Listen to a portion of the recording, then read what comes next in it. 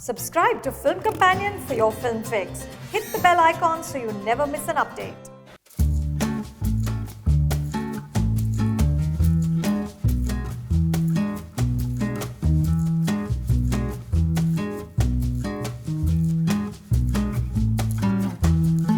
Kiara, thank you first of all for opening up this gorgeous home to us. Thank you, and thanks to you, we have such a lavish breakfast spread today because it's not like this every morning. This is just for you and the camera. Listen, it's gorgeous. It looks beautiful. To thank the mother. Yes. Yeah. So please tell her we all said thank you. I am really excited. I know we've been trying to put this together for a while. And Kiara, just want to talk to you about what it's like to be a female actor on the ascend in Bollywood right now. It's a very, very interesting time for you. You're on the verge of a big breakthrough. Your biggest film, arguably Kabir Singh would be your biggest film, absolutely. Right? It's releasing. My first solo. Yeah. And massive, just in terms of budget, scale, everything. What's going through your headspace right now? I'm a bundle of nerves. I've been waking up every morning at 5:30. I'm waking up tired because I don't know, I think the whole night I'm just like super nervous, anxious.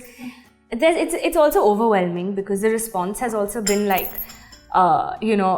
it has been overwhelming, and also everything's happening really fast and really suddenly, whether it's the other films that I'm doing or just the way people are responding to me all of a sudden. I mean, I have been around for 5 years. I debuted in 2014. But this, and every film that I come with, it's like, everyone's like, this is her big break. Like when it was Lust Stories, it was, this is her big moment. And that really was. Yeah, it's been such an intriguing journey. Yeah. Right. So 2014, you debut with Fugly, which doesn't really make a dent. People register you with MS Dhoni. Correct. Then comes Machine, which you will agree was a terrible film.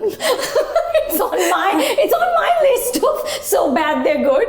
Okay. And made one of those lists. Exactly. Not so proud of it, but off the list, but yeah. Off the list. But then comes Lust Stories, which is you're doing one film in 4. It's a short film, and it just changes the game around. Suddenly everyone's talking about you. You've registered everywhere. It did more than all the rest of the films in your career put together. Absolutely. Right? And that was a 30-minute short film on a digital platform. Yeah. Unfortunately, it was Karan Johar, so I have... Directing me. He took an outsider, so I feel like, that was a huge opportunity. And I was that child who grew up watching his films and watching... Like if you ask me my favorite films, they are Dilwale Dulhaniya Le Jayenge, Kabhi Khushi Kabhi Gum, and unapologetically, I love the typical romantic comedies and your family films of the 90s, which sometimes today you're like, things have changed so much. Yeah. But those were the films that you keep going back to. Absolutely. And I can binge watch them, and they're my comfort films. They're the ones that make me happy. So when Karan called me, I was like, whatever he offers me, I'll say yes to. I just want to work with him. I knew I had so much. I was like, whatever role he would give me, I would be so happy to work under him. And then when he said he was directing, there's one thing I always say, I'm like, there's one thing you want to be a Dharma heroine or you want to work in that production, but then being directed by Karan himself, and now after being directed by him, I think he's an actor's director. So you learn so much. He just takes it out of you. And I kept wondering, I'm like, why did he choose me, Did he ever say? I asked him, and he said I wanted someone very innocent and vulnerable for the role. But I still wondered, I'm like, he could have gotten anybody. But I think it's also the confidence he has in himself to draw out a performance. And those are the words that he had when he offered me the film. He said, what I know and what I can tell you is that this opportunity, this role, will definitely give you an opportunity to perform and have people see you as an actor finally. So that was it. And that's exactly what happened when it came out. It was, I didn't even think about those memes and what could be. And because honestly, I'm a full prude in my head, and anyone who knows me knows that. So when I did this, I think I did it so innocently in a way that I didn't foresee there would be these memes that could come out, or what is the image that's going to happen. My only thing was I had to tell my mom and dad, because they have to be prepared for this. So I asked my father, I said, this is, Karan's offered me this film, and he was like, okay, so what's it about? And when I told him, he's like, but are you crazy? How can you do something like that? And then I said, no, let me explain it to you. So then I showed him The Ugly Truth and When Harry Met Sally, and I said, this is the vibe. It's all like insinuation. It's nothing, it's a brave subject, but there's nothing otherwise that, there's no skin. There's no skin as such. Yeah. So he was like, okay. And for me, the best compliment also was from my parents when they saw the film, and they were just like, you've really grown from what we saw you in your first film to now. Maybe uninhibited or whatever, but it has been a journey that I value, because in 2000, like a lot of people say, oh, she's it must be so easy for her. She knows Salman Sir, she knows Juhi Chawla. They're people who my parents do know, and yes, it's a huge plus when you at least know somebody, because they can help you get a number, or reach out to a director. It's some in for sure, but at the same time, that doesn't it's not a short thing at all. I mean, after Fugly didn't do well, a lot of people didn't want to meet me. A lot of directors whom you reached out to people. I reached out to a lot, of course. I mean, how else do you want to audition and you're up for everything? So you were asking for auditions and they said no. No, they were like, we don't have anything right now. We're looking for a complete fresh face. Or there were a few people, they would meet me and then it wouldn't work out. And these were the people I really wanted to work with, who now I finally am. But at that time, they were still like, they weren't so sure whether, but the last film didn't do well. And I guess that sometimes makes a big difference. So it was a tough phase. And I felt, that was probably my lowest point. It was almost like, am I even going to get another chance here? Like, really? Will I even get a second opportunity? So there was a point where there was no work? I mean, of course, there were days I was just home, I would go to the gym, and the best thing I did was when my parents said, if this is what you want to do and you're sure you're giving it your all and you're going to go for this, then don't give up. Go back to everything you were doing before your first film, which was your workshops and dance classes and just everything that's, building on your own your own instrument, which is you as an actor. So just keep honing that craft and go audition, because you have to be prepared for an opportunity. You can't be sitting at home and saying, someone's going to knock at my door and come and offer me a script. That's never going to happen. You have to, be out there, go audition, go meet people, tell them you want to work with them, the ones, the films you've been watching, the directors you want to work with. How did you process the change between this time when, you're calling people and nothing's working out and you don't have work, to the post-Lust Stories phase? I think when I hit my lowest after my first film, the minute I came out of it, it just made me a stronger person, and it made me realize that you'll have very bad days and you'll have very good days. And how long did it take though to get out of it? A couple of months, I think.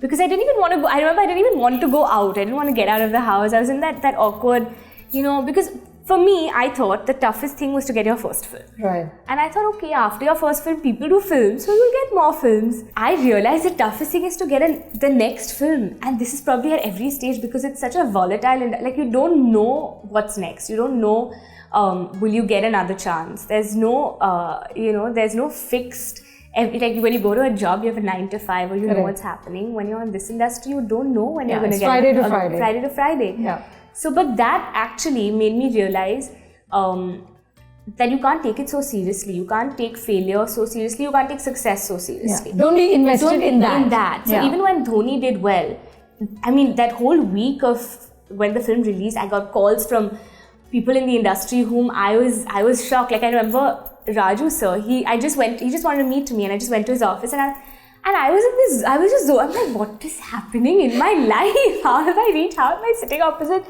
the man who made 3 Idiots, who's the reason my father said, you know what, I'm going to let my kids do whatever they want in life. So I was just like, what's going on? But then again, after a week, it was back to the gym, the dance classes, the workshops, till the next film and the next film. So that's something which is an ongoing process. And now I just feel like focusing on the journey is better than finding that destination, because it will take you somewhere and it'll happen.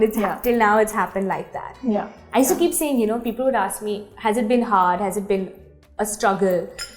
And I used to always feel, I always felt like I didn't have the right to say that, because I'm born to my family. I live in my parents' home. I don't have to, paid for rent. I don't have those issues. So I'm like, how dare I say it, you know? I mean, there are people who must be working even harder and having, you know, when you don't live in your own city, in your own home, it's tougher, I'm assuming. But I was doing a workshop with an acting coach recently for a film, and we were discussing, we were just trying to like unleash certain inner emotions. And he said, just because somebody else's problems seem like problems doesn't mean yours aren't, you know? It doesn't mean that your problems are still, I mean, they were things that probably hurt you as well. Like, that you shouldn't be brushing them under the carpet. It's not that if someone says, have you struggled? And I'm like, how can I say that, you know? I mean, mom's sending me the car. I'm living a relatively blessed lifestyle. In a very pretty house. All my fathers and mothers, Right. not mine.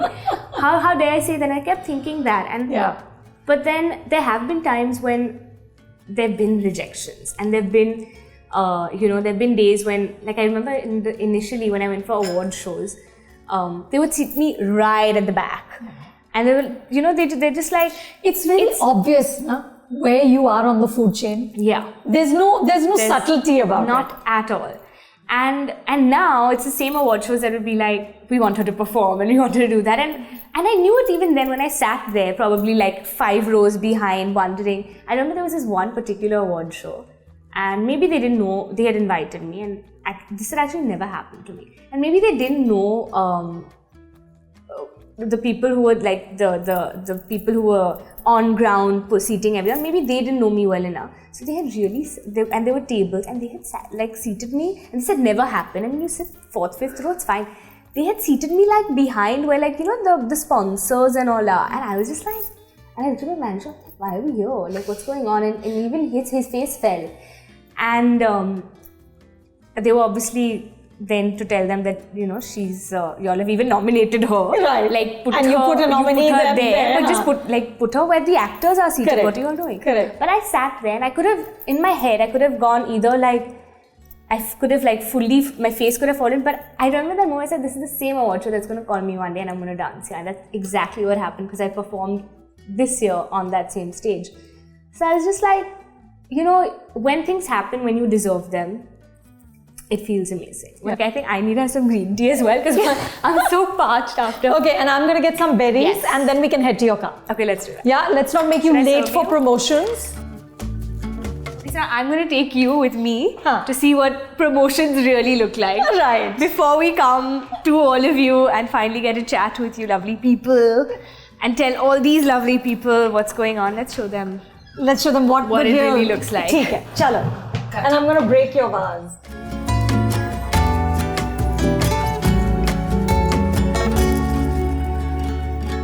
So, Kiara, we met at a party a couple of days ago, right? And I was just looking at the room, and there was you, and there was Janvi, and there's Ananya, and there's Tara Sutaria, and I was just thinking that there's so many really beautiful, ambitious young women in the film industry. What do you have to do to stand out?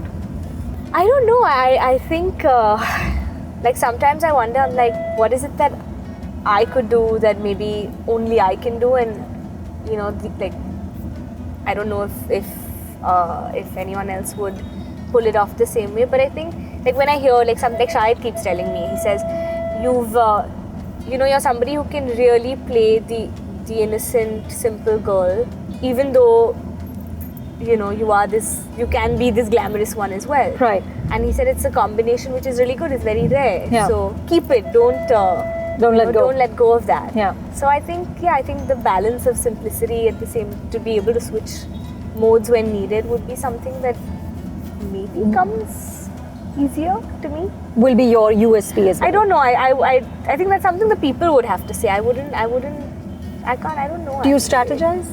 No. Not at all. Not at all. I'm too from the heart. I've never taken a calculative decision, or I've never really sat down and, like, when it comes to choices and film choices, I've said yes in narrations like this. Like, I've gone back and my management has been like, please tell us you didn't say yes. And I was like, but I loved it. Like, I have to do it. They're like, yep, there's a way. Like, you need to take a minute. You need to, digest it. And there have been films, not all of them, but like I remember when, like, Indu Ki Jawani, which has been announced, it was an instant yes. It was just there and then, and it was just so. It was such an impulsive decision. I was like, I have to do this. I just have to do this. It's such an interesting script. What does it take to be a female actor today? You guys are scrutinized all the time, right? What is the cost in terms of time and money in just the way you look? It's a production. Yeah. Sometimes I feel lutoed. How much money goes into looking the way I have to look. No, I'm just kidding. It is a production, no doubt about it. There is an entourage. Like when I have, like just now we saw at home, everyone who got me ready so that we can continue the day for all the other interviews that I had to do. Like mom and dad at home are like, I don't think we have space. Like maybe we need another home for you. Like I don't know how. Because the entourage is so big. So many people itself. Tell me who they are. What does each one do, and what's the support team? Yeah, and they really are the support team. That's so true actually. So my hairstylist, my makeup artist, her assistant who is like my, and these are all people now I've been working with for the last 3-4 years. So my makeup artist and her assistant who's my all-in-one, her assistant knows fittings, everything. She's like a blessing to the team. Then there's my manager. Then there's the PR, which we usually have with us doing all the on-field stuff when there's film release and things like that happening. Then there's my really sweet spot boy, without whom I would be hangry all the time. So he's very, very important. He makes sure I eat on time. And I can't actually leave my parents out of this, because if things are happening at home or just even like, it's a blessing to live with your parents. We were just discussing this earlier. And even for me coming home late at night, I just have to literally call my mom, like I'm reaching, so the bed will be made, everything will be like set for me. Yeah. So I don't want to leave my parents home. I'm very happy living with them. It's really a privilege to live with. Like everyone asks me, like, don't you want your independence? And I've never lived alone. Like I never went to college or university or lived in a hostel or anything. So I don't know that the bliss of independence. Sure. And I get those few independent feels when I'm traveling for shoot and when we have outdoor schedules, and that's great, you know. But my parents now understand me. Like now they won't ask me how was your day when they know I'm back at 11:30 from 500 things. They won't be like, oh, so what happened today? And it's like, I just don't want to talk to anybody. I want to go to bed and sleep because the whole day I've spoken to the whole world. Right. That moment, give me some silence. Give me some space. So they're really sweet. And for me, my best time is in the morning with my mom and dad, because that's when we have breakfast together. And everything is, everything that happened or is happening is discussed then. Of course, so absolutely. I put them in my entourage of production. Right, right. Because they're the support. They're the support. I wouldn't be anywhere without them. Yeah. So for me, tell me, how important is networking? I think if you're good at it, it's important. If you're not good at it, it's a big waste. And I say this because... What is good at it? So I'll tell you. So back then, when I had just started and I was told by my agency that, I needed to go to this event or this party or whatever, I just couldn't understand, because I was like, I don't think they know who I am.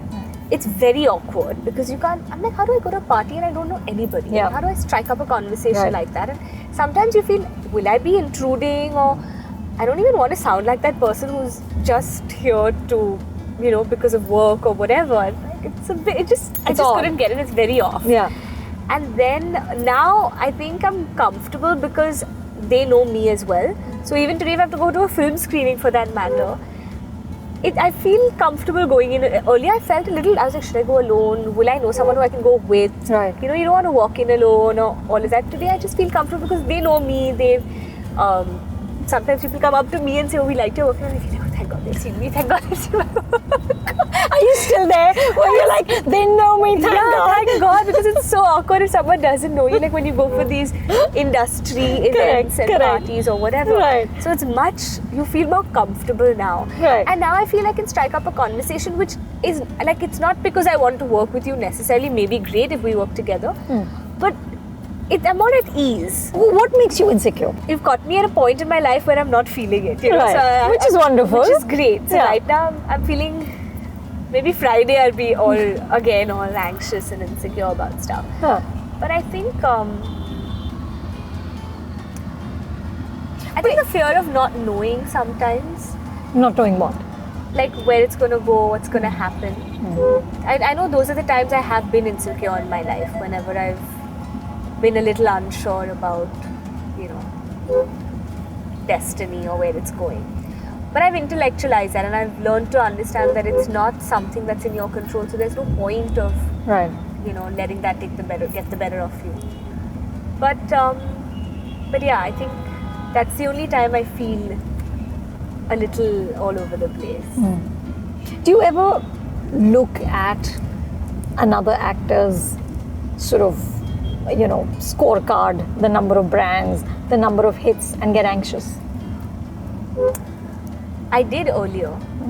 I did when I was just starting out, and whoever had also debuted, and some of their careers had like almost skyrocketed immediately after. I was like, shucks, why is this not happening with me? Like, how long is that gonna take, and is it gonna happen, and how is it gonna happen? So at that point, I used to actually, you know, be aware and check up on them and things like that. But now I don't. Now I'm just like, live and let live. Yeah. So long as I'm not slacking and I'm being productive, then I'm not fearful. Yeah. The minute I'm slacking, then I know that. But You I'm know when you're slack, slacking? Yeah. What do you do when you're slacking? I can be a bit lazy. I can be quite lazy. Really? Yeah, like gotta be a bit, you know, you gotta get it together sometimes. And I can be a bit lazy. Okay, let's talk, Kiara, about Lust Stories. So I watched it again, and you know, I was just struck by what an amazing thing for an actor who's still really struggling to make a place for herself. Absolutely. To say that yes, this is okay for me to do, and then to kind of nail it. You know, there's that moment when you actually climax and you're euphoric, and then your expression changes to fear because you realize where you are. How did you get that? I think I remember when and I was really nervous to do this scene. Right. This was the scene eventually. Right. It was a climax. And it can go wrong very easily. Yeah, it could. So I remember when the night before I shot it. So Karan, when he had signed, as in when he got Vicky and I on board, I remember asking him, "Are we going to do any readings or workshops?" And he said, "No, you just have to arrive on set and we will roll." So I was like, okay, like, because this is not such an easy role. Like, I don't know how I'm going to. I mean, so I googled also, like, how do people, how do they do this stuff? And how do actors? Not actors, they're just like Generally. real people. How do they use this thing, this device? How does it work? And but so we had shot a couple of scenes before we shot this scene, and the day we shot this scene, the night before it, I decided to just like try some stuff, you know, like let me in front of the mirror act how I would do this, and I put my own phone on a tripod thing, and I said, let me just roll it a bit. So I was doing it, and I remember the next day I went on set, and one of the ADs, who's Kayo, I showed it to him because I didn't want to show it to Karan. I was like, Kayo, what do you think? Should I do it like this? And I had like prepped for it. I had my own prep for it, and he was hysterical. He was laughing because I got it filmed myself and like pretending how I would stand and all those moves. And he was like, maybe, but show it to Karan as well. And I said, okay, I won't show it him. Let me just do the first take and let him see. And it was really funny because I remembered while I was like performing, I could hear them laughing on the monitor, and I couldn't, That's start tough. laughing myself. Right. That was tough. And then Karan walked in and he said, okay, let's have a little controlled atmosphere. And he got everyone out. He kept the monitor also away because, of course, they were going to go berserk behind. Right. And then he told me, he said, the situation is funny. So don't caricaturize it. Don't do it funnily. Do it like really like, oh my God, this has happened. And do it till the ultimate, till like, you really like, then Karan did his acting a little bit, and then I got it. And then he said, and then the switchover happens when you realize, because while it's happening, you initially are trying to be like, oh shit, how is this happening? I'm looking at the ground, like, who's got the remote there? All those beats are in my mind. Yeah. So I'm like, how did she see the remote? Oh, then I realized that, okay, she's got the remote. And I'm like, oh shit. Then these guys are here, I'm trying to stand straight and allow it to take over completely. And then when it takes over, I'm like, oh my God, this was amazing. And then just the sheer realization of, but this has happened here in front of my mother-in-law, my husband, who's just looking at me they to think some bhoot has gone inside Correct, the correct. Indian mentality or Correct. something. So those were all the beats that we discussed, and then we just went for it. And I think I just did it unreservedly. I remember he told everyone to go, and I said, Vicky, stand, because Vicky and someone I could, because I wanted to do the switch over. So when I did the switch over, I wanted that eye contact to match. You needed that eye And contact. and he's an actor, he's a co-actor who would be serious and not be laughing while, even though it is what it is. Right. So I said, Vicky can stay in the room. Huh. And we just had a very controlled environment, and we rolled it. We rolled, only we know. I must tell you, after doing that scene and after that take, I was like, it was a workout. It was like doing yoga or something. Like all the amount of breathing. Right. I was like, this is... Tell me, Kiara, you are Bollywood family. You're the great granddaughter of Ashok Kumar. Yes. Yes, but physically you live very far away from the hub of the film industry. I mean, we're driving now back to the film industry. Yeah. So you're in Bollywood, but you're also not in Bollywood. Does that distance, physical distance, also sort of give you a kind of mental wall? You know, because there are people who choose to live outside just because they say it helps them retain their sanity. Is that true? It definitely does. But also, so Ashok Kumar is actually related. I'm related to him through marriage, not blood. Right. And unfortunately, I never got a chance to meet him in my life. So even though I'm inside in some way. But not really. Not really, because I've never had any influence, you know. And you were a South Bombay girl. And I was a South, I lived in South Bombay. So for me, like my friends and all also, they're not starstruck, or like I don't think they even really care what like they love my films and they're extremely biased to everything that I do. But like, they're not like, oh, my friend's an actor, so you know, it's not that, they treat me like, now come back to realities. And that's great. Right. That is great. Right. It can sometimes be a little, like when you read comments and when you read, whether it's Instagram or whether it's anything today on Twitter, you're constantly being judged. Yeah. And it's a feeling, like I sometimes I wonder, I'm like, am I trying to be correct because I'm scared of the judgment, because I'm scared of everyone's opinion? Am I trying to constantly please everyone somewhere? Yeah, we all are technically.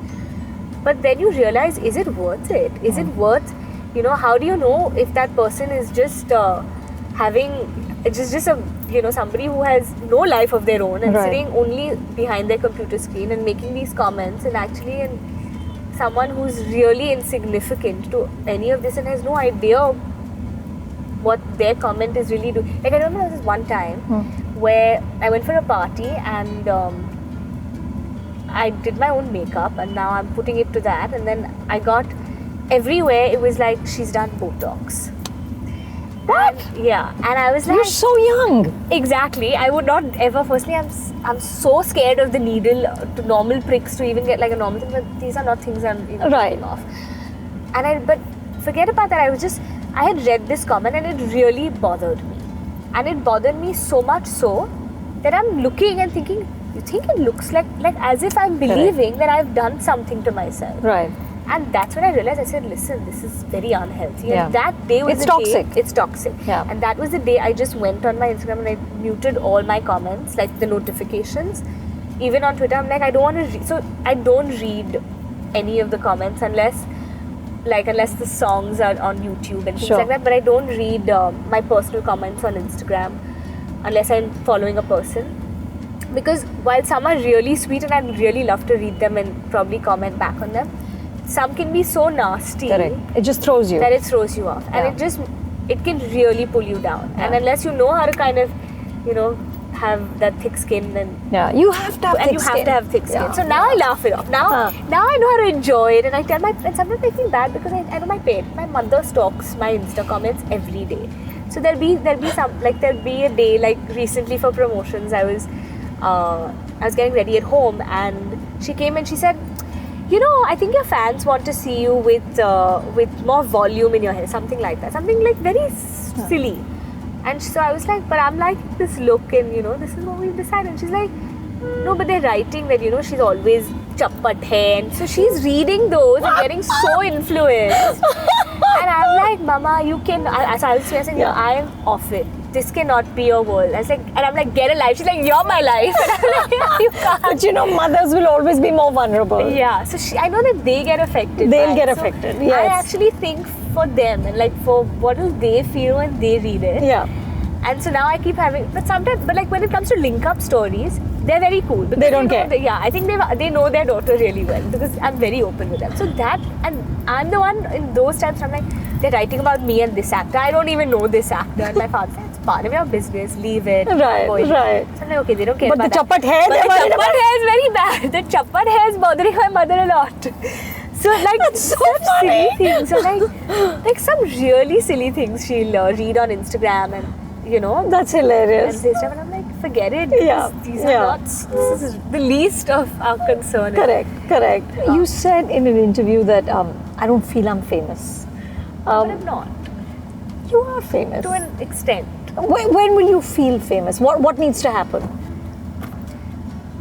Like sweet things have happened. Like a moment that I'll always remember was when I was traveling and I was in a flight and the attendant at the end of the flight after serving us, and it was a long flight, I think it was from the US, and she came to me at the end and she said, I have to tell you, you look very similar to this actress. So I'm assuming she's going to say some, you know, a yesteryear's actress, and she goes, it's an actress called Kiara Advani. I'm like, I am Kiara Advani. She's like, no, but we checked your name because my passport has my original. Right. No, we checked and we were all confused and I was like, this is a moment for me. Like nobody has said, you look like you to you. Right. So I was like, this is quite a moment. It's motivating now when, you know, they come up to you and want to talk to you or take a picture. But I feel, so I have this thing. So every Sunday I go to the Cross Maidan to pray. It's opposite the Bombay Gym Club in town. And it's on Fashion Street, which is very crowded. So every Sunday my parents and I were going for dinner anywhere, but at some point we all go. It's just a standalone cross and we just go light a candle and pray. So I know that the day I can't walk that place is the day I know that people You'll know be famous. who I am. Yeah, that's what my dad used to say. He said, you're nobody till that day doesn't happen. So I have a long way to go, long way to go. But Kiara, look at what you have coming. Of course, there's Arjun Reddy, then there's Good News, then there's Lakshmi Bomb, then there's Indu Ki Jawani. Yeah. I mean, it's like the next 2 years are filled with big, solid projects. Yeah. I mean, you're in a great space. Right now it's also scary because I feel like these are all exams that I'm giving and now the results will be out starting 21st June with Kabir Singh. But it is definitely what I wanted. So it is a space like finally it's happening, these opportunities have come. I just have to make sure I leave no stone unturned. I'm sure you're going to I hope. be in a place where you're not going to make that trip across Cross Maidan soon. We'll know. I'm waiting for that day to happen too. Let me then know. I'll know they've all watched my movie. Let me know. Text me and tell I me will. I couldn't make it across Cross Maidan. I'm done. Yeah? Done. Super. Thank you so much. And I know you have lots of promotions to do. So we're going to let you go and spend the rest of the day giving more interviews. But this was so nice because I feel like now I've spoken so much and like had my heart out almost. Oh, lovely. I'm quite excited. I'm charged up for the other ones now. Chalo, I've done a service for my fellow Really media have, people as well. We've laid it for them now. Thank you. All ready for them. Thank you, Kiara. Thank you Thank so you. much.